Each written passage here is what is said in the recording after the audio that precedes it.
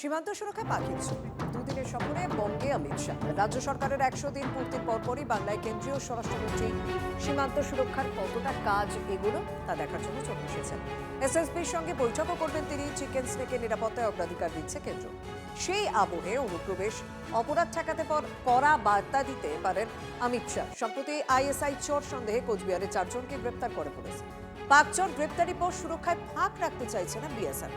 কাল শিলিগুড়িতে ভারতীয় ন্যায় সংহিতার প্রদর্শনীতে যাবেন অমিত শাহ। নয়া ফৌজদারি আইন নিয়ে আলোচনা সভায় যোগ দেবেন তিনি।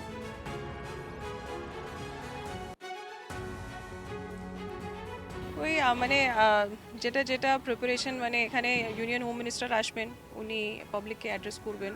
একটা এক্সিবিশন আছে নিউ ক্রিমিনাল লজের উপরে, সেটা পুরো উনি নিজে দেখবেন। তারপরে ওটা খোলা হবে for all the school children's and college, মানে ফর দ্য ইউথ, যারা দেখে একটু শিখতে পারে। আর এখানে এসে তারপরে উনি অ্যাড্রেস করবেন পুরো পাবলিককে। আর তারপরে এখান থেকে বিভিন্ন ওনার মিটিং আছে, শিডিউল আছে, সেখানে উনি বেরিয়ে যাবেন। তো ওটাই দেখতে আমরা এসেছি কীরকম চলছে preparation. So preparation is in place, সব চলছে। অল স্টেক হোল্ডার্স আর ইনভলভড, তাদের নিজের রেসপন্সিবিলিটি যা আছে সেটা ওনারা দেখছেন, করছেন।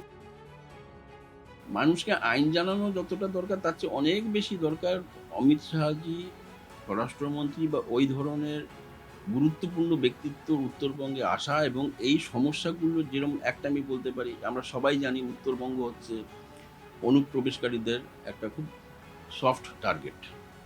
সেটা তো বন্ধ করা শুরু হয়েছে। সেটাকে আরও ত্বরান্বিত করতে গেলে পরে বা সেটাকে প্রপার মনিটরিং করতে গেলে পরে ওই রকম হাই লেভেল ডেলিগেট ডেজিগনেটেড পার্সনসের আসাটা খুবই জরুরি। প্রত্যেকটি দিনের সঙ্গে সঙ্গে সিজারের পরিমাণটা কী হারে বাড়ছে। আগে যেখানে 5 কেজি 6 কেজি করে ধরা পড়তো, এখন 300 কেজি 400 কেজি ওয়াক সিরাপ ধরা পড়ছে। 8,000 বোতল, 10,000 বোতল, 12,000 বোতল। স্বরাষ্ট্রমন্ত্রী এলে পরে এই যেটাকে আমরা ইংরেজিতে বলে beefing up of the situation, security control, paramilitary forces, এরা সবাই বিফড আপ বিভিন্ন কারণে। কিন্তু আমরা সবাই জানি যে Uttarbanga it is sitting on a keg of fire, dynamite. উত্তরের সীমান্ত সুরক্ষায় চিকেন স্নেককে কেন বাড়তি গুরুত্ব? উত্তর পূর্ব ভারতের লাইফ লাইনে শিলিগুড়ি করিডোর, 22 কিলোমিটারের করিডোর বাণিজ্য যোগাযোগে অত্যন্ত গুরুত্বপূর্ণ। সামরিক ও কৌশলগত কারণেও গুরুত্বপূর্ণ। অস্ত্র, মাদক ও জাল নোট পাচারে এই করিডোর ব্যবহারের চেষ্টা করে জঙ্গি সংগঠনগুলো। সীমান্তে অনুপ্রবেশও বড় চ্যালেঞ্জ। সম্প্রতি কোচবিহারে পরপর 5 চোর সন্দেহে গ্রেফতারির চিন্তা বাড়িয়েছে। তাই এই চিকেন স্নেকের সুরক্ষা নিয়ে এক বিন্দু ফাঁক রাখতে চাইছেন না অমিত শাহ।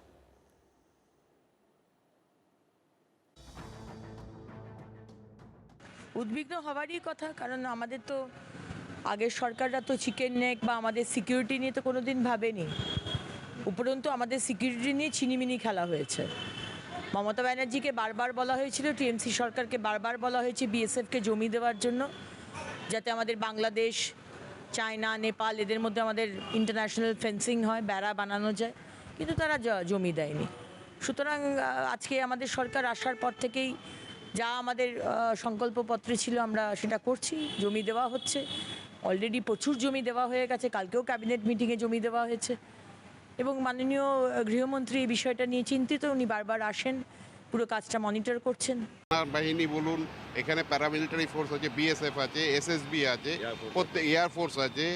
তো প্রত্যেকেরই নিজস্ব ইন্টেলিজেন্স উইং আছে এবং এই নিজস্ব ইন্টেলিজেন্স উইংগুলোর মধ্যে একটা সমন্বয় সাধন করা। কারণ সেনাবাহিনীর ইন্টেলিজেন্স তারা শেয়ার করে না, পুলিশের ইন্টেলিজেন্স তারা শেয়ার করে না। পুলিশের মধ্যেও আর একটা সমস্যা আছে, যেটা এক থানার ইনফরমেশন আর এক থানায় শেয়ারিং হয় না।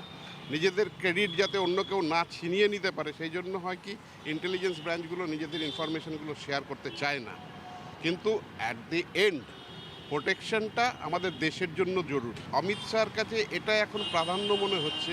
একটা সুন্দর সমন্বয় করে এইখানকার এই যে জঙ্গি কার্যকলাপ বৃদ্ধি হচ্ছে, তাদের সেটাকে যেন কার্ভ ডাউন করা যায়।